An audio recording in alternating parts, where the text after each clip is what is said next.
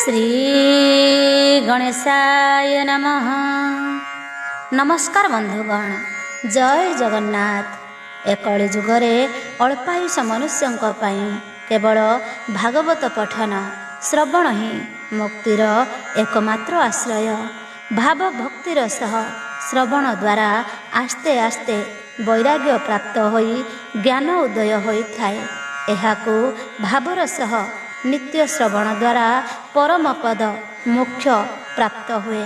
एणु परम शास्त्र भागवत अभ्यास करुथिबा नित्य। एबे आसंतु भागवत वंदना करिबा, तापरे भागवत महापुराण आरंभ करिबा।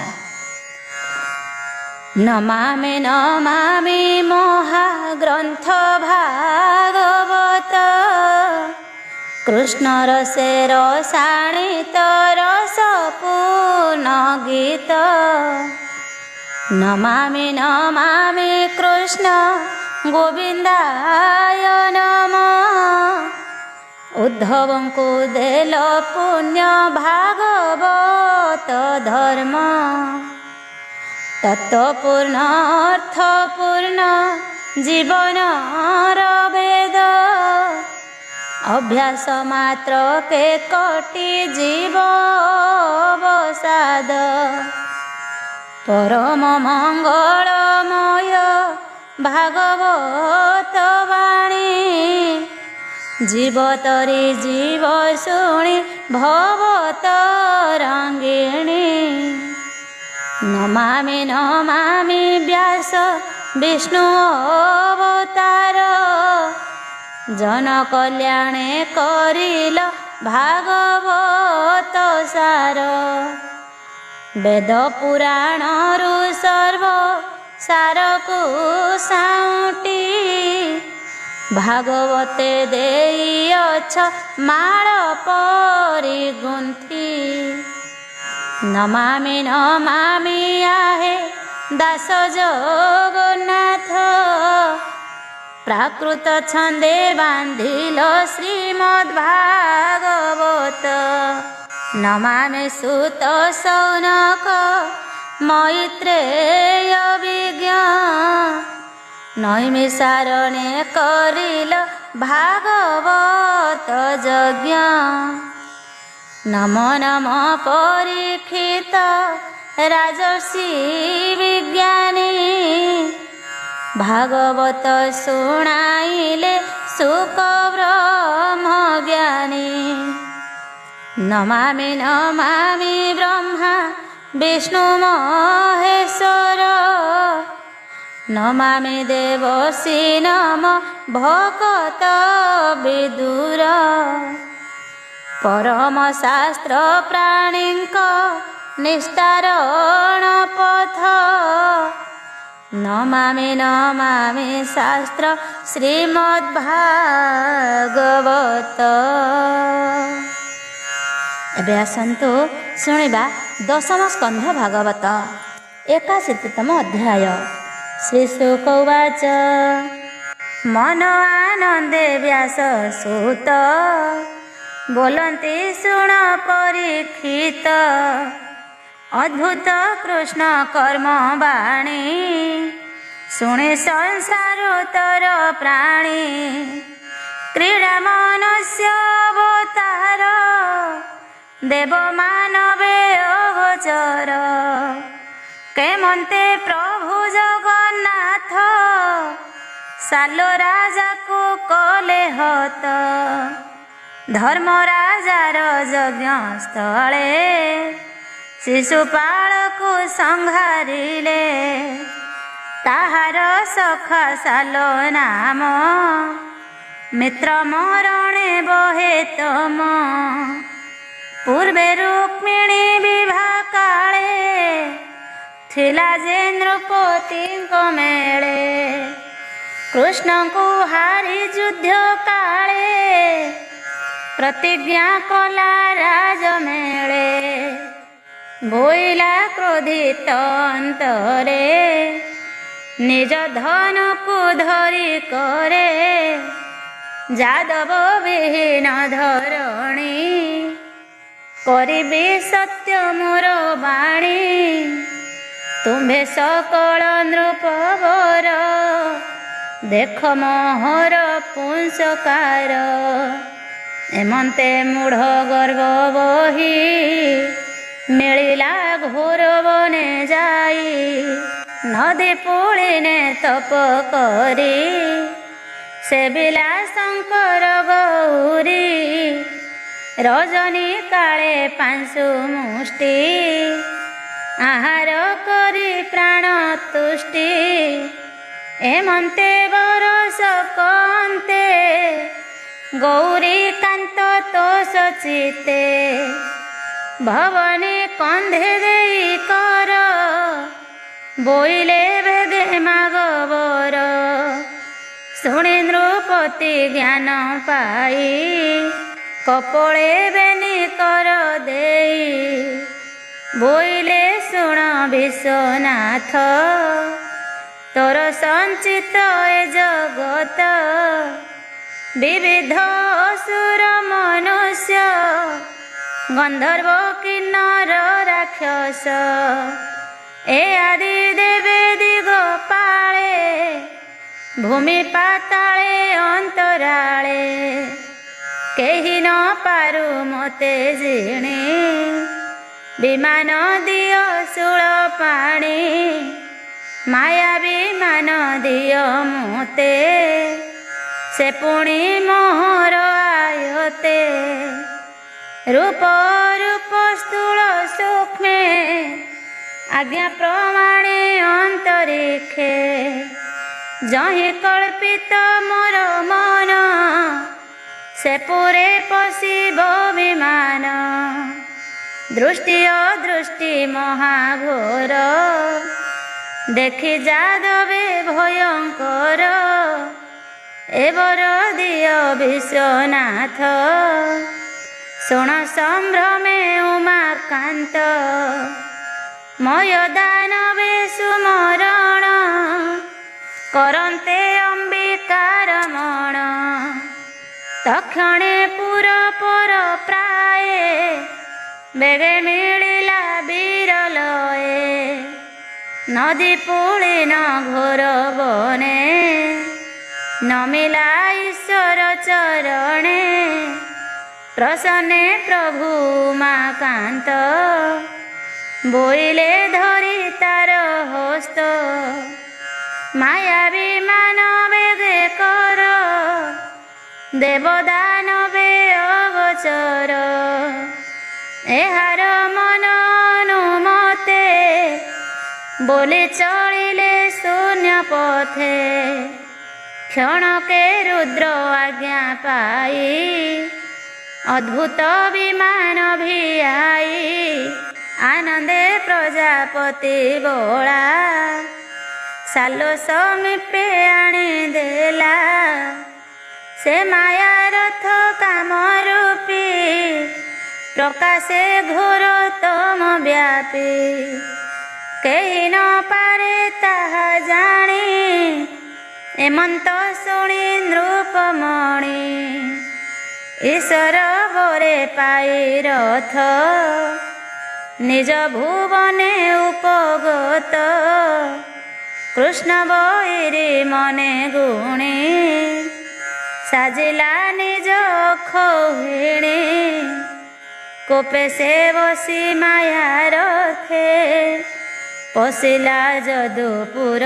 ପଥେ ରଜନୀ ମଧ୍ୟର ପତି ବଳେ ରୁନ୍ଧିଲା ଦ୍ୱାରାବତୀ ଭାଙ୍ଗଇ ବନ ଉପବନ ଦ୍ରୁମ ଗୋପଦ ପ୍ରଜାମାନ ଦ୍ୱାର ଅଟାଳି କ୍ରୀଡ଼ାପୁର ଅନେକ କଲା ଭସ୍ମସାର ଶସ୍ତ୍ର ସେ ବର ସେ ଗହଳେ ଗଗନେ ଯେହ୍ନେ ମେଘ ମାଳେ ବୃଷ୍ଟି ପାଷାଣ ବଜ୍ରବାରୀ ଦିବସେ ଅନ୍ଧକାର କରି ପ୍ରଚଣ୍ଡେ ବହେ ବକ୍ରଜାତ ଧୂଳିରେ ଦଶ ଦିଗଗ୍ରସ୍ତ ଏମନ୍ତ ମାୟା ରଥେ ବୀର କୃଷ୍ଣନଗର କଲାଚୁର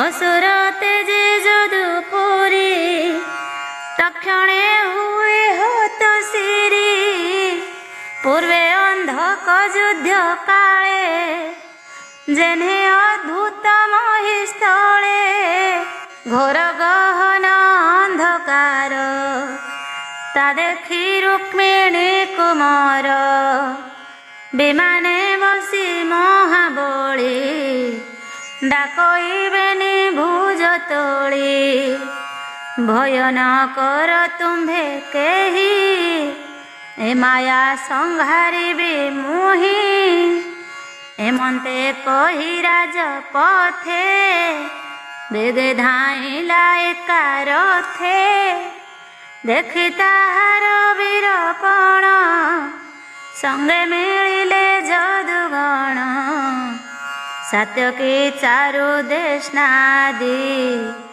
ଅକ୍ରୂର ତୁଲେ ବିଷ୍ଣୁବାଦୀ ଅଜୟ ହୃଦି କନନ୍ଦନ ସୁଖ ସାରଣ ଅନୁପମ ଗଦ ଶଙ୍କର ସଣ ଆଦି ଯାଦବ ମଧ୍ୟ ସେ ପ୍ରସିଦ୍ଧି ଏ ଆଦି ଯେତେ ଧନୁର୍ଦ୍ଧର ଦୁର୍ଜୟ କୃଷ୍ଣର କୁମାର ରଥି ସାରଥି ଯୁଥପତି ଘଟକ କୁଞ୍ଜର ପଦାତି ସାଲ ସହିତେ ଯଦୁ ବଳ ଶୁଭଇ ମୁଖରାବ ଗୋଳ କୋପେ କରନ୍ତି ଗୁଣ ଘୋଷ ଶବରେ କମ୍ପେ ଦଶ ଦିଶ ଉଭାରି କରନ୍ତି ସମର ଘୋର ଗହନ ଅନ୍ଧକାର ଅବନୀ ଅର୍ଥେ ଭୁଜ ବଳେ ଦେବ ଅସୁର ପୂର୍ବ କାଳେ ଯେମନ୍ତେ ପ୍ରବର୍ତ୍ତିଲା ରଣ ତେମନ୍ତେ ଆଚ୍ଛାଦିଲା ପଣ ବୃଷଭପତି ମାୟା ଯେତେ ନାନା ପ୍ରପଞ୍ଚ ଅବିରତେ ପ୍ରକାଶିଥିଲା ମାୟା ବାଣେ ସାଲୋ ଯାଦବ ଘୋର ରଣେ ରୁକ୍ମିଣୀ ସୁତ ଦେଖି ତାହା ଶସ୍ତ୍ରେ ଛେଦିଲା ଘୋର ମାୟା ରଜନୀ ଅନ୍ତେ ରବିତ୍ରାସ ଯେହ୍ନେ ଅନ୍ଧାର କରେ ନାଶ ସୁବର୍ଣ୍ଣ ପୁଙ୍ଖ ଲହ ମୁଖ ବିଚିତ୍ର ସୁରଙ୍ଗ ସୁରେଖ ଗୁଣେ ବସାଇ ମହାରସେ ବାଣ ପେଶିଲା ଏକ ବିଂଶେ ସାଲୋର ସେନାପତି ଅଙ୍ଗେ ଅସବିମାନ ଧ୍ୱଜ ସଙ୍ଗେ ତକ୍ଷଣେ କଲା ହତ ପ୍ରାଣ ଗୁଣେ ବସାଇ ଗୁରୁ ଟାଣ ସାଲ ଉପରେ କୃଷ୍ଣ ବଳା ସତେ ନାରାଚ ପ୍ରହାରିଲା ଅପରେ ଯେତେ ସୈନିକ ତାହାକୁ ପେଶି ଏକ ଏକ ରଥି ସାରଥିଙ୍କ ଉପରେ ଦଶ ନାରାଚ ରୋଷ ଭରେ ଅଶଙ୍କୁ ବିନ୍ଧି ତିନି ଶର ଶବଦ କଲା ମହାଘୋର ରୁକ୍ମିଣୀ ସୁତ କର୍ମ ଦେଖି ସକଳେ ସମର ଉପେକ୍ଷୀ ପର ପର ବାରେ ଶୁଣି କହନ୍ତି ସାଧୁ ସାଧୁ ବାଣୀ ମୟ ନିର୍ମିତ ମାୟା ରଥ ତାର ମହିମା ଅପ୍ରମିତ ନିଜ ସୈନ୍ୟ ଥାଇ ଏକ ସାଲକୁ ଦିଶଇ ଅନେକ ରୂପ ରୂପ ଅନ୍ଧକାର ଦେବ ମାନବେ ଅଗୋଚର ସମ୍ମୁଖେ ଦିଶେ ମହିସ୍ଥଳ ଚାହିଁଲେ ଦିଶେ ଅନ୍ତରାଳ ପର୍ବତ ଶିଖେ ପୁଣ ଥାଇ तक्षणे समुद्रे बुड़ई भ्रमे कुराल चक्र सम एमंते देखिता विमान तक्षणे कृष्णर नंदन कोदंड उभारी बहन पवन जोगे जेने मेघ धामंती अति उदवेग जही देखती तार रथ कृष्ण कुमार जूथ जूथ धनुआ मंची पुण पुण करती शस्त्र बरसण अग्नि आदित्य प्राय दिशी पड़ती रिपु बल त्रासी बाणर मुन वज्र प्राय भेदिला असुरंक काये रुधिर वृष्टिरण मध्ये जेसने देवासुर बादे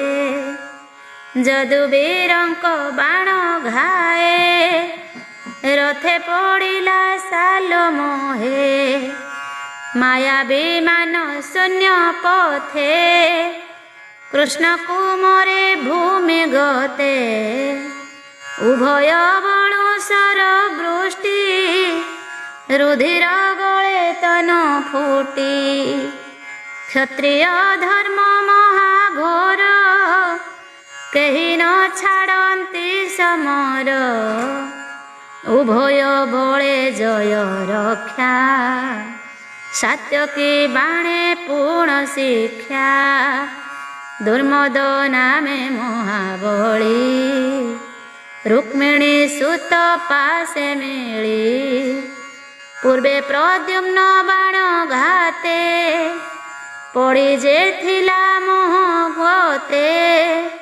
सालोर मंत्री से जुकते विषम लोह गदा हस्ते चंद्र समीपे जेने राहु हंकार ना देबे निबाहु रुक्मिणी सुत वक्ष स्थले प्रहार कला कोपानले गर्जन कला महारोषे शबद शुभे दश दिशे गदा प्रहारे कृष्ण बोला विमाने पड़ी मोह गला देखि ताहार मोह गत तक्षणे दारु कर सुत संग्राम छाड़ी रथ बाही युद्धर धर्म से जानई समर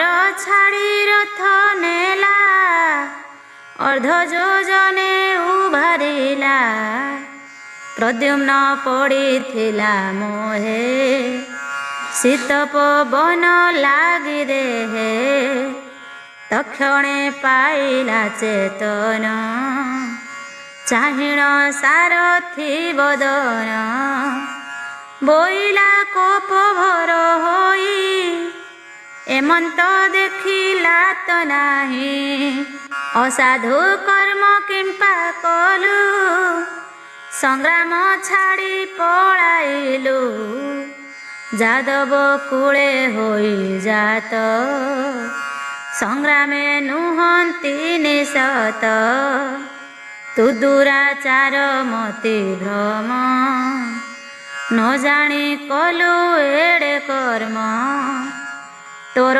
सारथी पणे मोही संग्रामे नपुंसक होई संग्राम पळाइलु एक तोर जीवन हे उधिक तेमंते कृष्ण पासे जाई बदन देखाई विमुही रामर बदन के मन्ते चाहिबी संग्राम निमन्ते किबा कहिबी कृष्ण पासे पळाई जीवनर आसे संग्रामे मोर वीर कोण शुणी हसिबे भातृगण ପୁରେ ହସିବେ ବଧୂ ଜଣେ ବଦନ ଆଚ୍ଛାଦିବସନେ। ତୁଧିକ ମୋହର ସାରଥି ଭଜିଲୁ ନପୁଂସକ ଗତି। କିମ୍ପା ଛାଡ଼ିଲୁ ରଣଭୂମି ଅର୍ଦ୍ଧ ଯୋଜନ ପଥ ଭ୍ରମି। କହନ କରି ମନେ ଭ୍ରାନ୍ତି ଶୁଣିଣ ବୋଲ ଇ ସାରଥି। ଶୁଣ ହେ କୃଷ୍ଣର କୁମାର ସଂଗ୍ରାମ ଧର୍ମ ଏ ମୋହର। ରଥିର ମୋହ ଗତ ଦେଖି ସାରଥି ସମର ଉପେକ୍ଷୀ। କେତେ ହେ ଦୂରେ ରଥ ଧରି ରଥି ଜୀବନ ସ୍ଥିର କରି। ପୁଣି ସମରେ ବାଇ ରଥ ଏ ଧର୍ମ ସାରଥିର ମତ। ଏହା ଯେ ନ ଜାଣି ରହନ୍ତି ରଥି ସାରଥି ନାଶ ଜାନ୍ତି। ସ୍ୱର୍ଗେ ବସଇ ରଥି ଏକେ ସାରଥି ପଡ଼ଇ ନରକେ। ଏଣୁ ମୁଁ କଲି ନିଜ ଧର୍ମ ଯେଣୁ ତୁ ଗଦାଘାତେ ଭ୍ରମ। କହଇ ବିପ୍ର ଜଗନ୍ନାଥ ସାରଥି ବାକେ କୃଷ୍ଣ ସୁତ। ବୋଲଇ ବେগে ବାହାରଥ ଆଜି ନାସିବିରି ପୂଜୁଥ। ଇତି ଶ୍ରୀମଦ୍ଭାଗବତେ ମହାପୁରାଣେ ପାରମହଂସ୍ୟାಂ ସଂହିତାୟାं ବୈୟାସିକ୍ୟାं ଦଶମସ୍କନ୍ଧେ ଶାଲ୍ୟଯୁଦ୍ଧେ ପ୍ରଦ୍ୟୁମ୍ନ ମୋହଗତେ ନାମ 81ତମ ଅଧ୍ୟାୟ। 82ତମ ଅଧ୍ୟାୟ। ଶ୍ରୀଶୁକ ଉବାଚ ଶୁକ କହନ୍ତି ରାଜା गे କୃଷ୍ଣ ନନ୍ଦନ ଅତି ବେଗେ। ତୃଷିତେ ରଥୁ ଅବତରି ସନ୍ତୋଷେ ଜଳ ପାନ କରି। କର ଚରଣ କଳେବରେ ଜଳ ସିଞ୍ଚିଲା ସ୍ନେହ ଭରେ। କବଚ ଭରି କଳେବରେ ଧନୁ ଧଇଲା ବାମ କରେ।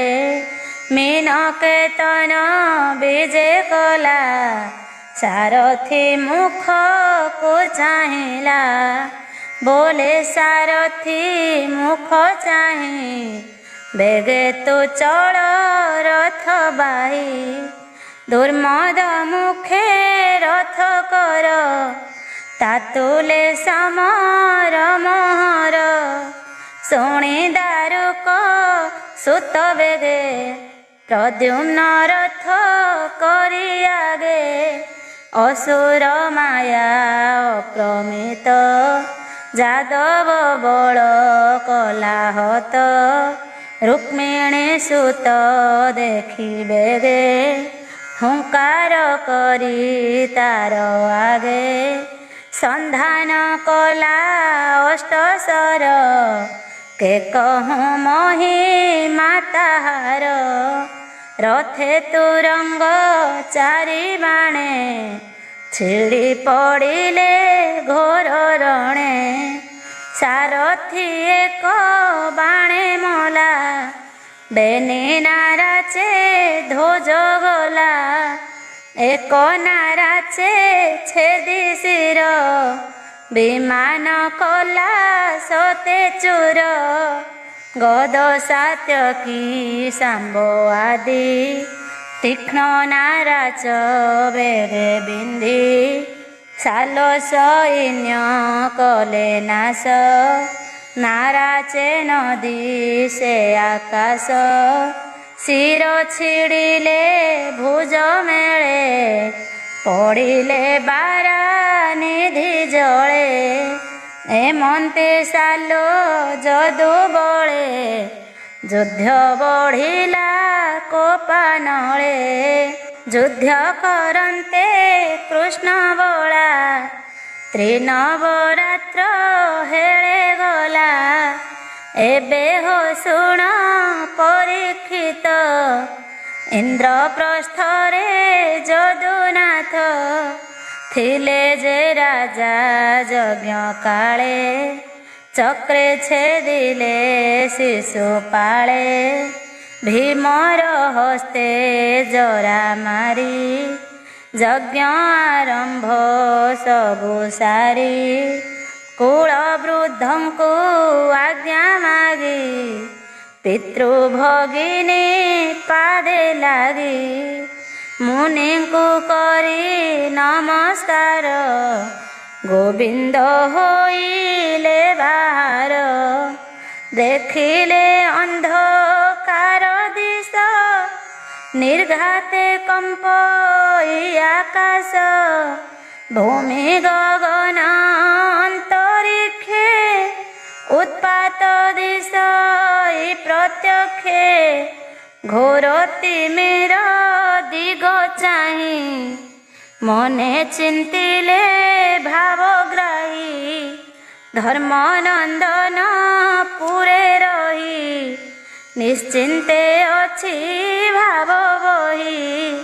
ବନ୍ଧୁ ବାନ୍ଧବେ ମୋର ସଙ୍ଗେ, ଅଛନ୍ତି ଭାବ ସ୍ନେହ ରଙ୍ଗେ। ଦୁଷ୍ଟ ସ୍ୱଭାବ ମହାବଳ, ମୁଁ ଯେ ନାସିଲି ଶିଶୁପାଳ। ଏହାର ପକ୍ଷ ରାଜା ଯେତେ, ସକଳ ମିଳି କୋପଚିତେ। ନିଶ୍ଚେ ନାସିଲେ ମୋର ପୁର, ତେଣୁ ଦିଶିଲା ମହାଘୋର।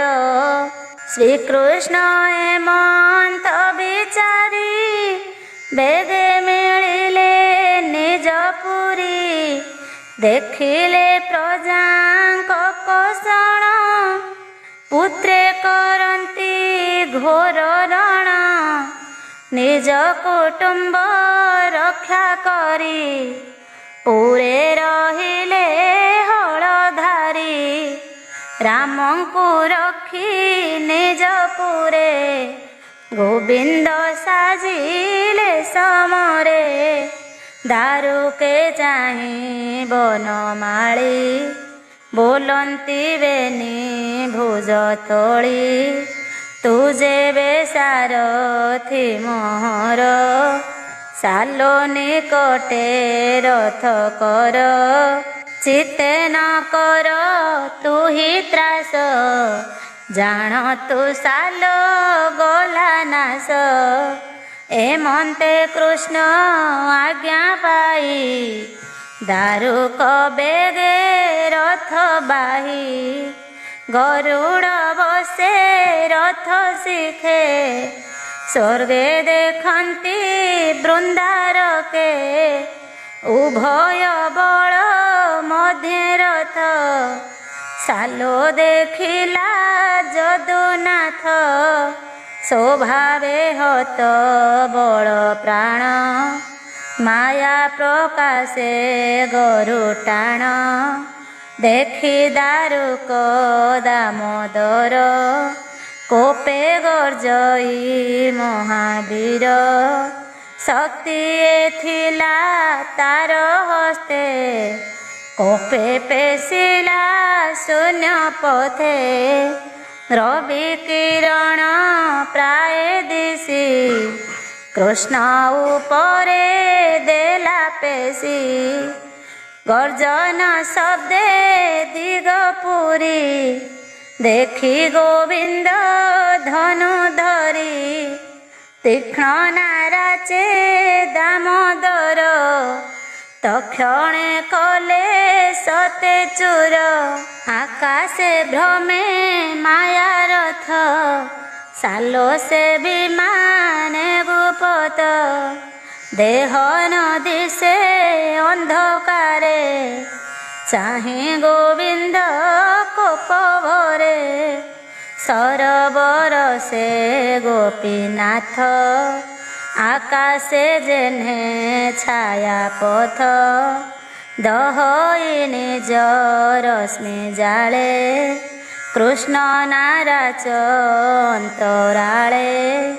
ନିମିଷ ମାତ୍ରେ କୋଟି କୋଟି, କୃଷ୍ଣରାଜ ଶୁନେ ଘୋଟି ଦେଖି ଚକିତ ମହାବୀର ଲହର ଧନୁ ଧରି କର ମାୟା ପ୍ରକାଶୀ ଗରୁଟାଣ କୋପେ ବିନ୍ଧିଲା ତୀକ୍ଷ୍ଣ ବାଣ ତକ୍ଷଣେ କୃଷ୍ଣ ବାମ ମୁଷ୍ଟି ଧନୁ ସହିତେ ବାଣ କାଟି ହସ୍ତୁ ପଡ଼ିଲା ଧନୁ ତଳେ ଦେଖି ଚକିତ ଦିଗପାଳେ କରନ୍ତି ହାହାକାର ବାଣୀ ସାଲ ବୋଇଲା ତାହା ଶୁଣି ରେ ମୂଢ଼ ଶୁଣ ମୋର ବାଣୀ ମୋ ଭ୍ରାତା ବରିଲା ରୁକ୍ମିଣୀ ଶୁଭ ସଂଯୋଗ ଶୁଭ ବେଳେ ସେ କନ୍ୟା ନେଇ ଅଛୁ ବଳେ ଆଜି ପଡ଼ିଲୁ ମୋ ଗ୍ରତେ ଅଜୟ ବୋଲାଉ ଜଗତେ ସଭାର ମଧ୍ୟେ ଅବିଶ୍ୱାସ ଶିଶୁପାଳକୁ କଲୁ ନାଶ ଏବେ ପଡ଼ିଲୁ ମୋର ମୁଖେ ସମର କର ଆତ୍ମା ସୁଖେ ଦେଖ ମୋ ନାରାଜ ପ୍ରଚଣ୍ଡ ଏଣେ କାଟିବି ତୋର ମୁଣ୍ଡ ଏମନ୍ତେ ତାର ବାକ୍ୟ ଶୁଣି ବୋଲନ୍ତି ପ୍ରଭୁ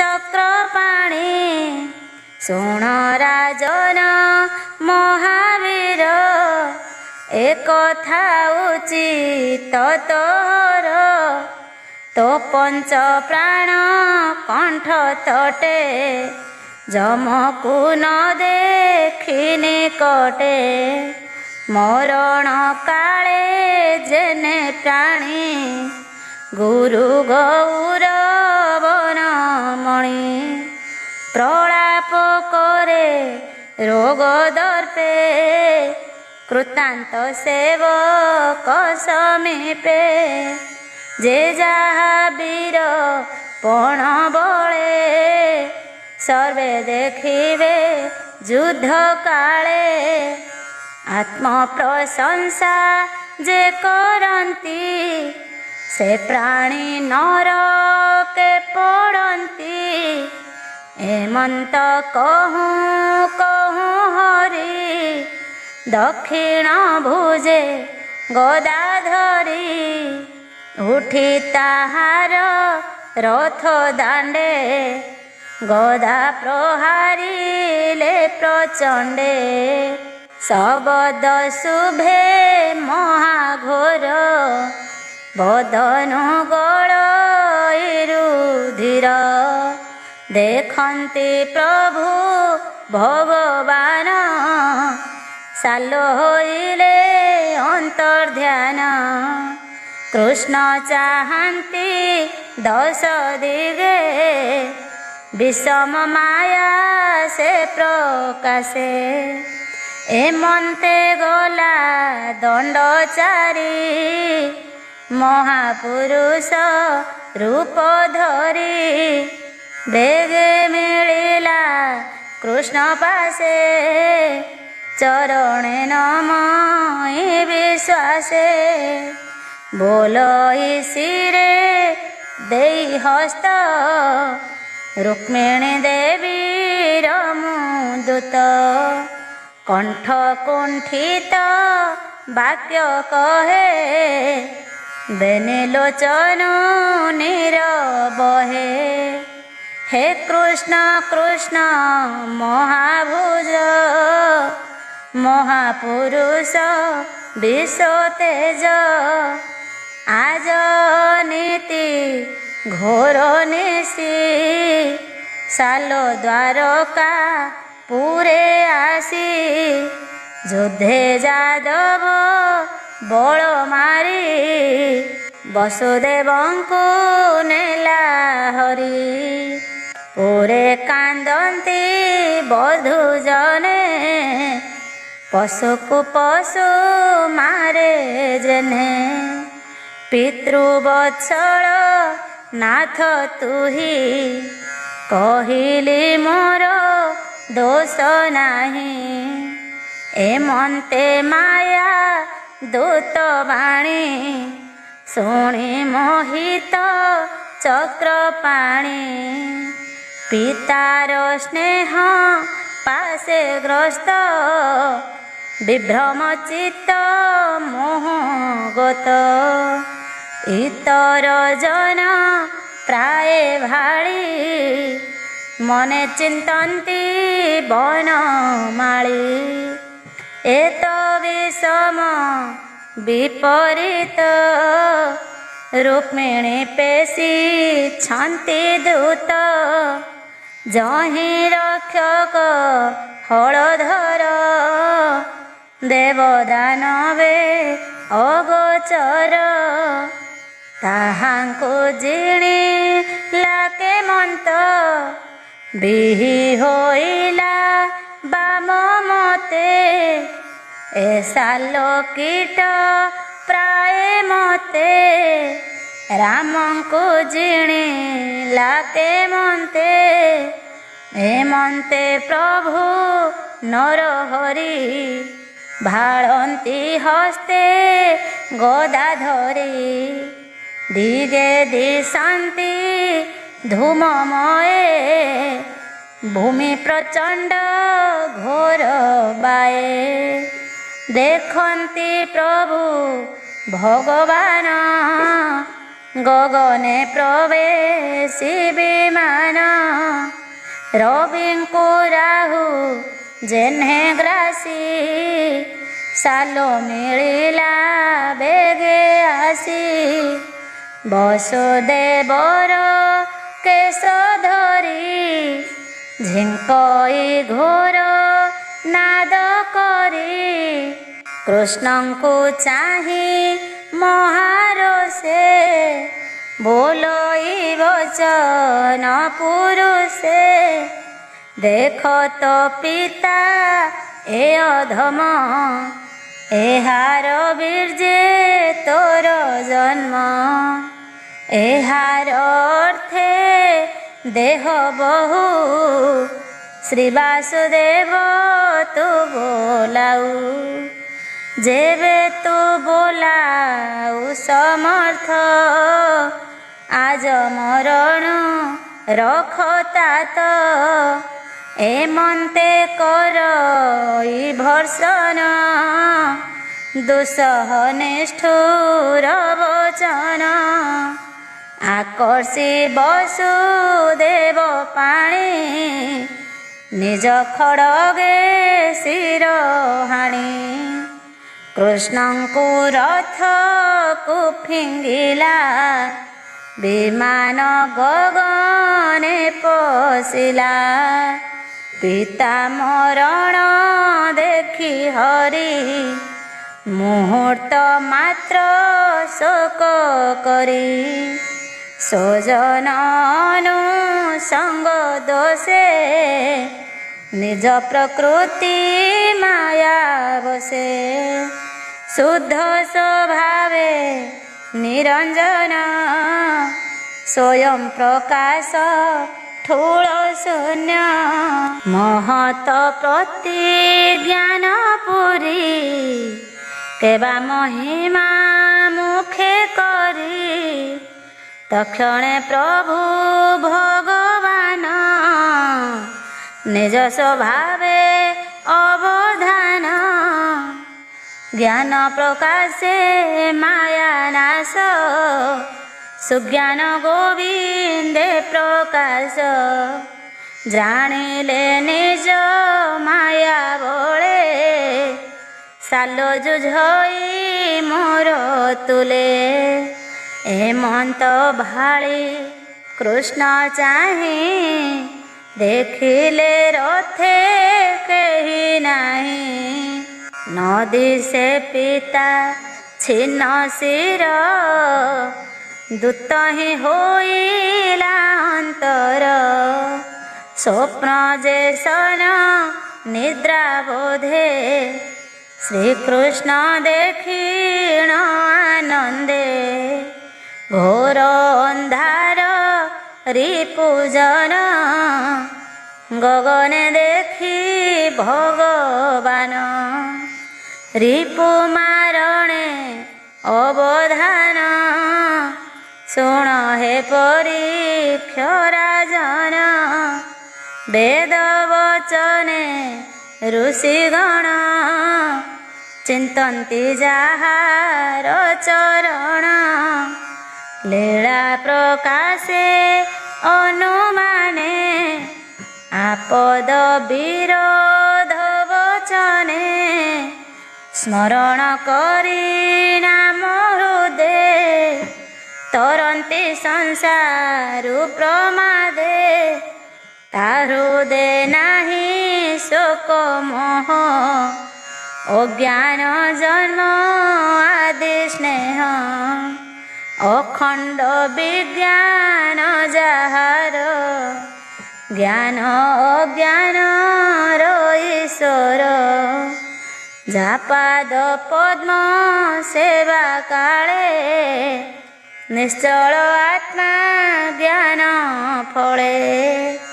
ଅଜ୍ଞାନୀ ଅବିଦ୍ୟା ନାଶନ୍ତି, ଜନ୍ମ ମରଣେ ନାହିଁ ଭ୍ରାନ୍ତି।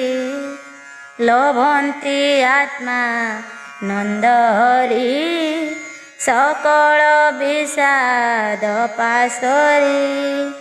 ତାର ସେବକ ଏ ଜଗତେ, ମୋହନ ପାନ୍ତି ଆଶାଗ୍ରସ୍ତେ।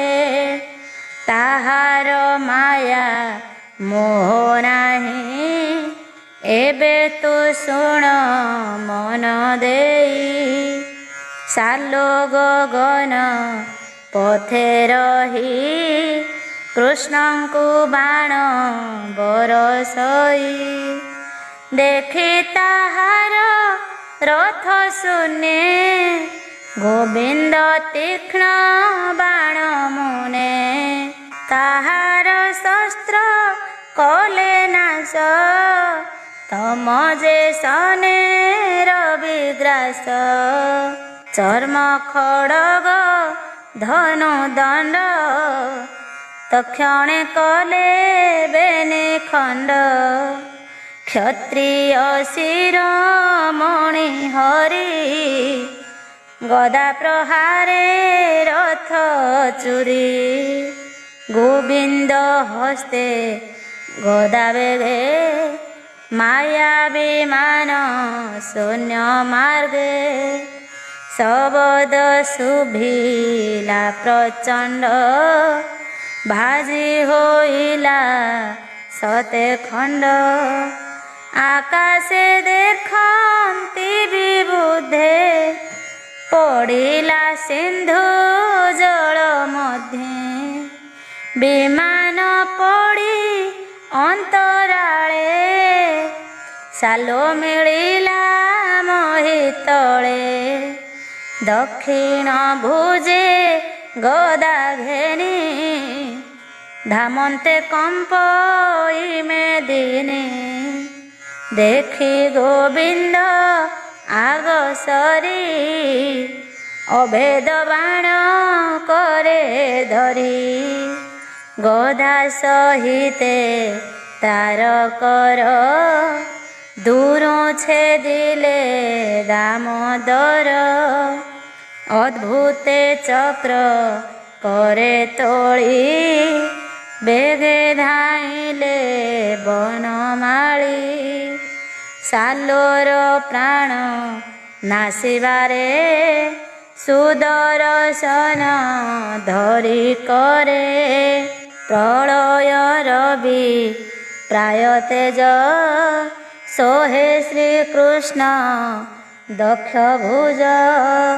যাহার তেজে কম্পে মহি, কিপটান্তর দেবী মুহি।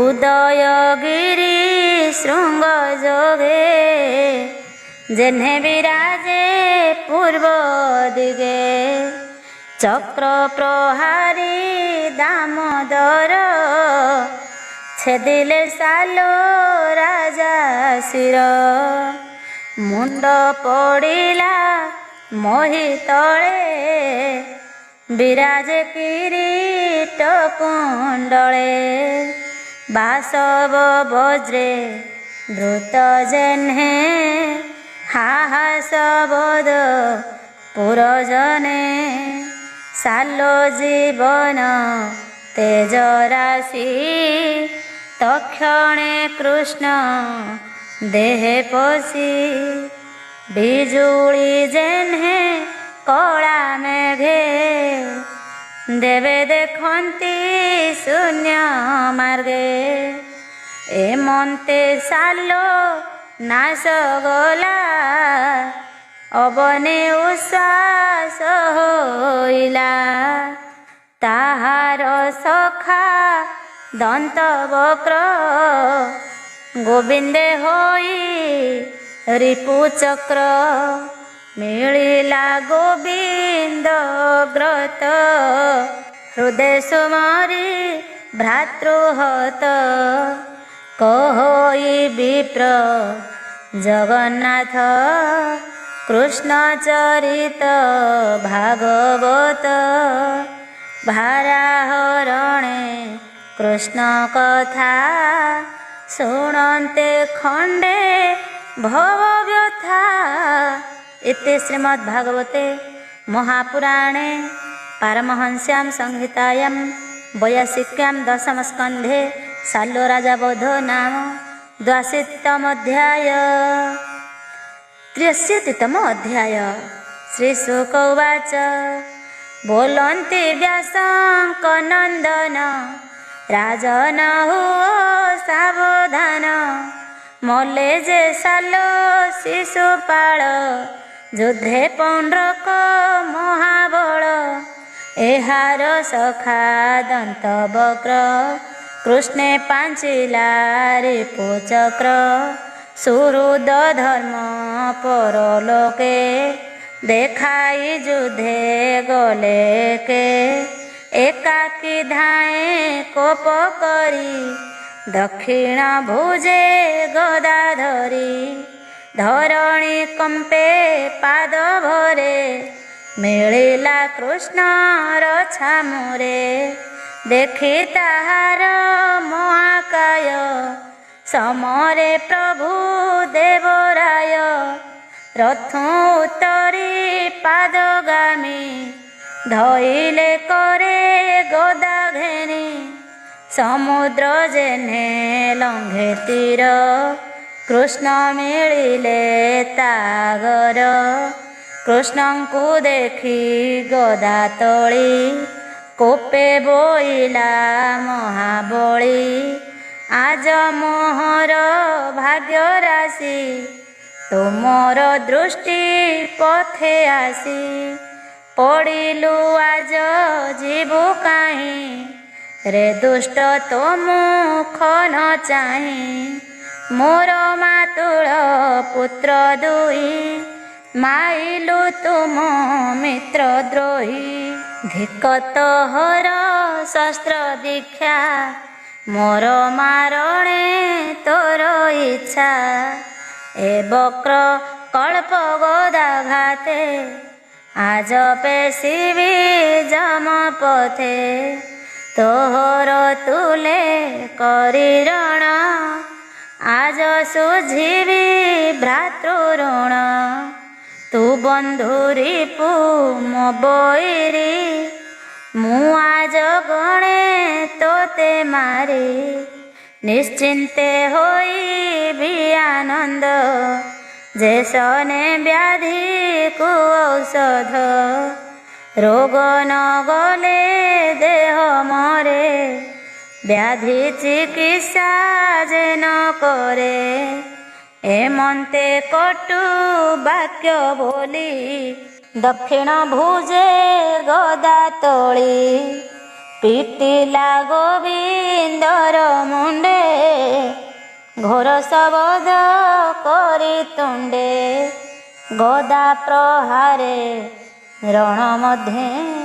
ଗୋବିନ୍ଦ ନ ଚଳିଲେ ପାରେ বিষম গদা ঘাত সহি তক্ষণে প্রভু ভাবগ্রাহী কৌমদি গদা করে ঘেনি কোপে বুলান্তি অন্তর্যামী হুঙ্কার করি বাহু বলে পিটিলে তার বক্ষস্থলে গদা প্রহারে হৃদ ফাটি পড়িলা মহি তଳେ লোটি মুখରୁ ଗଳ ବିରୁଧିର ନରେ କହନ୍ତି ହାହାକାର ଛିଡ଼ିଲା କେଶ ପାଦ କର ରଣେ ପଡ଼ିଲା ମହାବୀର ତାର ଶରୀର ପୁଣ୍ୟ ତେଜ ଯେନେ ଉଦୟ ଗ୍ରହରାଜ ପଶିଲା କୃଷ୍ଣ ଦେହ ମଧ୍ୟେ ଗଗନେ ଦେଖନ୍ତି ବିବୁଧେ ଯେସନେ ଶିଶୁ ପାଳ ବୋଧେ ଧର୍ମନନ୍ଦନ ସଭା ମଧ୍ୟେ ଦେଖିଣ ଦନ୍ତ ବକ୍ରହତ ଭ୍ରାତୃମରଣେ ଶୋକେ ତାପି ରୋଷେ ବଦନ ଓଷ୍ଠେ ଚାପି ଖଡ଼ଗ ଚର୍ମ ପରେ ଧରି କୃଷ୍ଣଙ୍କୁ ସମରେ ଉଭାରି ନିଷ୍ଠୁର ବାକ୍ୟ କହେ ତୁଣ୍ଡେ ବଜ୍ର ପ୍ରହାରେ ଯେନେ ମୁଣ୍ଡେ ଦେଖି ତାହାର ବ୍ୟଗ୍ର ଗତି ଚକ୍ର ପ୍ରହାରେ ଯଦୁପତି ବେଗେ ଛେଦିଲେ ତା କପାଳ ବିରାଜେ କିରୀଟ କୁଣ୍ଡଳ ମୁଣ୍ଡ ପଡ଼ିଲା ଭୂମି ଗତେ ପ୍ରାଣ ପଶିଲା ଗୋପୀନାଥେ ଏମନ୍ତେ ସାଲୋ ଶିଶୁପାଳ ସଂହାରି ମଦନ ଗୋପାଳ ଦଶନ ବକ୍ର ବିଦୁରଥ କୃଷ୍ଣର ହସ୍ତେ ହେଲେ ହତ ପଶିଲେ ଅଭୟ ଚରଣେ ଯେ ଅବାମଲେ କୃଷ୍ଣ ରଣେ ମୁନି କହନ୍ତି ଜୟବାଣୀ ପୁଷ୍ପ ବରସି ସ୍ତୁତି ଭଣି ଦୁନ୍ଦୁଭି ଶୁଭେ ସୁରଲୋକେ ଦେବେ ନାଚନ୍ତି କୌତୁକେ ଯକ୍ଷ କିନ୍ନର ବିଦ୍ୟାଧରେ ଗନ୍ଧର୍ବେ ଗାବନ୍ତି ସୁସ୍ୱରେ କୃଷ୍ଣ ବିଜୟ କୌତୁକ ଆନନ୍ଦପୁର ନରଲୋକ ଯାଦବ ବଳ ମଧ୍ୟେ ହରି ପ୍ରବେଶ ଦ୍ୱାର କାନଗରୀ ସେ ହରି ଚରଣ ପଙ୍କଜେ ବ୍ରାହ୍ମଣ ଜଗନ୍ନାଥ ଭଜେ। ଇତି ଶ୍ରୀମଦ୍ଭାଗବତେ महापुराणे परमहंस्यां संहितायां वैयासिक्यां दशमस्कन्धे दन्तवक्त्रविदुरथबोध नाम 63तम अध्याय। 64तम अध्याय। श्रीशुक उवाच शृणोतु अभिमन्यु शिष्य कृष्ण महिमा महारस एमन्ते प्रभु नर हरि मनुष्य रूपे अवतरी स्वभावे माया अप्रमित एणु से बोलाई अच्युत ताहांकु पीड़न्ते असुरे विनाश हुअन्ति समरे पशु दुष्टंकर ए मत ए पूर्ण नहे परमार्थ एबे हो शुण नृपमणि द्वारकापुरे हळ पाणि कुरु पांडव घोरतम शुणिले युद्धर उद्यम मध्यस्थ पणे हलपति मिलिले तीर्थ सरस्वती स्नान सारी से राम हृदे देवता पितृंक आनंदे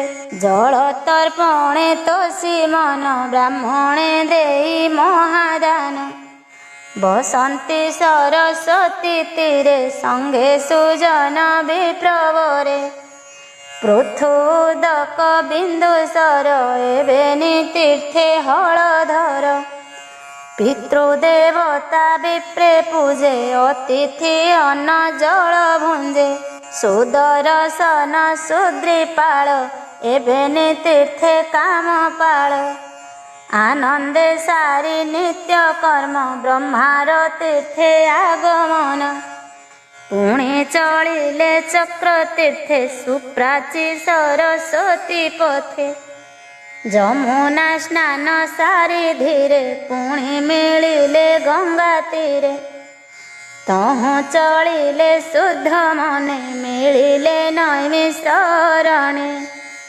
षष्ठी सहस्र ब्रह्म ऋषि यज्ञ करन्ति जहि बसी रामंको मुनि जने देखी तक्षणे आसन उपेक्षी पाछोटी जाई किछि दूरे पूजिले अतिथि व्यवहारे आदरे आणी तो समने रामंकु बसाई आसने स्तुति करन्ति मुनिगण एमन्ते रोम हरषण व्यासंक शिष्य से जुकते आसने रामंको ग्रते बसी कहन्ति कृष्ण कथा देखि पाइले राम चिंता मने भाळन्ति कोपचिते एत अवज्ञा कला मते इतर होई विप्र मध्ये धर्मादि दीक्षा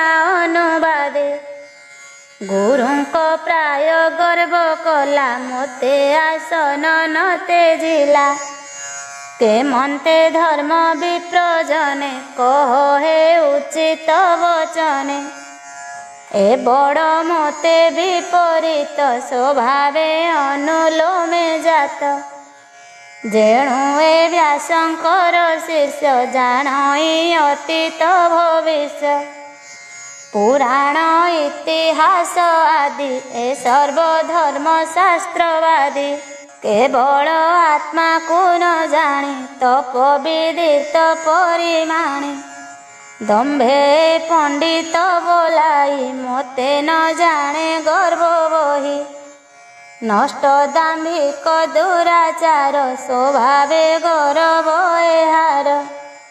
एहार धर्म विद्या जेते निश्चय नुहंती गुण अर्थे मो अवतार ए जगते असुर बधिवानी मन्ते एमंत हृदय विदारी अनंत रथु अवतरी जे राम आत्मा गुणे रत विधाता फल विपरीत हस्ते जे थिला कुशमुष्टि तामस गुणे कोप दृष्टि कुशे कघेने परिखेदे कोपे प्रहारी तार कंधे शिर छेदिले कोप मने हाहास बोध विप्रजने शंकर शरण मुख चाहि बोलंती शिरे कर देई भोनाथ जगत कारण ए बड़ पाप आचरण आगम निगम ए बाद प्रत्यक्ष कल ब्रह्मबोध भोनाथ महायज्ञ अर्थे एहांकु अणाई समस्ते ब्रह्मासने बसाइलु बड़ आयुष विस्तारिलु आणिलु बोरी अभिमते जाबत यज्ञ समापते तू एबे कलु एड़े कर्म एबे आचर दीक्षा धर्म तू जोगेश्वर भगवान पाळु तू निगम वचन ଲୋକର ତ୍ରାଣ ତୁମ୍ଭେ କର ଏ ବ୍ରହ୍ମବୋଧ ପ୍ରତିକାର। ଶୁଣି ଚକିତ ହଳଧର ବୋଲନ୍ତି ଯୋଡ଼ିବେନି କର। ନମସ୍ତେ ବ୍ରହ୍ମ ଋଷି ଗଣ କହିବା ତରିବା କାରଣ। ଲୋକ ଗ୍ରହଣେ ଯଥାବିଧି ପ୍ରଥମେ କଳ୍ପେଣ ପ୍ରସିଦ୍ଧି। କହ କି କରିବି ଉପାୟ ଯେମନ୍ତେ ହତ୍ୟା ଜୀବ କ୍ଷୟ। ମୁଁ ପୁଣି ତୁମ୍ଭ ଯଜ୍ଞ ଅର୍ଥେ ସାଧିବି ଜ୍ଞାନ ଯୋଗ ମତେ। ଏହାଙ୍କୁ ଜିଆଇବି ମୋହି ବଳ ସୌର୍ଯ୍ୟ ବୁଦ୍ଧି ଦେଇ। ସ୍ଥାପିବି ଏ ମୋହର ସତ୍ୟ ଯାବତ ଯଜ୍ଞ ସମାପତ। ଏମନ୍ତେ ରାମ ବାକ୍ୟ ଶୁଣି ବିପ୍ରେ ବୋଲନ୍ତି ମନେ ଗୁଣି। ଆତ୍ମାରୁ ଆତ୍ମା ଯେ ସମ୍ଭୂତ ଏ ବେଦ ବାକ୍ୟ ଅନୁମତ। ଏହାର ପୁତ୍ରକୁ ବସାଇ ବଳ ଆୟୁଷ ଜ୍ଞାନ ଦେଇ। ପିତାଙ୍କ ନିଜ ଅଧିକାର ଏମନ୍ତ କହି ହଳଧର। ତାର ପୁତ୍ରକୁ ସାବଧାନେ ବସାଇ ବ୍ରହ୍ମାର ଆସନେ। ବୋଇଲେ ହୁଅ ଜ୍ଞାନ ନିଧି ଏକୁ ଅନେକ ହେଉ ବୁଦ୍ଧି। ଏମନ୍ତେ ସ୍ଥାପିତାର ସୁତ ବୋଲନ୍ତି ରେବତୀର କାନ୍ତ। ଏବେ କରିବା କିସ କହ ବିଚାରି ମତେ ଆଜ୍ଞା ଦିଅ। ଶୁଣି ଆନନ୍ଦ ମୁନି ଗଣ ବୋଲନ୍ତି ଶୁଣ ଶଙ୍କର୍ଷଣ। ଇଲୋଳ ନାମେ ମହାବୀର ବଲ୍ଲୋଳ ତାହାର କୁମର। ନିତ୍ୟ ପାର୍ବଣ ଯୋଗେ ଆସେ ଆମ୍ଭର ଯଜ୍ଞ କର୍ମ ନାଶେ। ସେ ଦୁରାଚାର ନାଶ ଗଲେ ଯଜ୍ଞ କରିବୁ ଆମ୍ଭେ ଭଲେ। ଶଶୀ ପ୍ରଳୟ ନିଶି ଜାଣି ସଙ୍ଗେ ଅସୁର ବଳ ଆଣି। ରାତ୍ରେ ମିଳଇ ଯଜ୍ଞଶାଳେ ରାକ୍ଷସ ଯୋଗ ମାୟା ବଳେ। ଭୁଜ ଶଣିତ ମଳମୂତ୍ର ନିକ୍ଷେପ କରେ ଅପ୍ରମିତ। ତାହାକୁ କରି ପ୍ରାଣେ ହତ ଆମ୍ଭଙ୍କୁ କରିବ ନିଶ୍ଚିନ୍ତ। ଭାରତ ଭୂମି ଯେତେ ପୁରୀ ତାହାକୁ ପ୍ରଦକ୍ଷିଣ କରି। ଏମନ୍ତେ ଦ୍ୱାଦଶ ବରଷ ଭ୍ରମିବ ପୁର ଗ୍ରାମ ଦେଶ। ଏମନ୍ତେ ହତ୍ୟା ଜୀବ ନାଶ ନିର୍ମଳେ ନିଜ ପୁରେ ବାସ। ବୋଲଇ ବିପ୍ର ଜଗନ୍ନାଥ ତା ଶୁଣି ରାମ କୃତ କୃତ୍ୟ। ଅସୁର ଆଗମନ ଗଲେ ଯଜ୍ଞ କରିବୁ ଆମ୍ଭେ ଭଲେ। ଇତି ଶ୍ରୀମଦ୍ଭାଗବତେ ମହାପୁରାଣେ ପାରମହଂସ୍ୟାଂ ସଂହିତାୟାଂ ବୈୟାସିକ୍ୟାं ଦଶମସ୍କନ୍ଧେ ବଳଭଦ୍ର ବ୍ରହ୍ମ ହତ୍ୟା ବିଷାଦେ ନାମ ଚତୁରଶତମଧ୍ୟାୟ।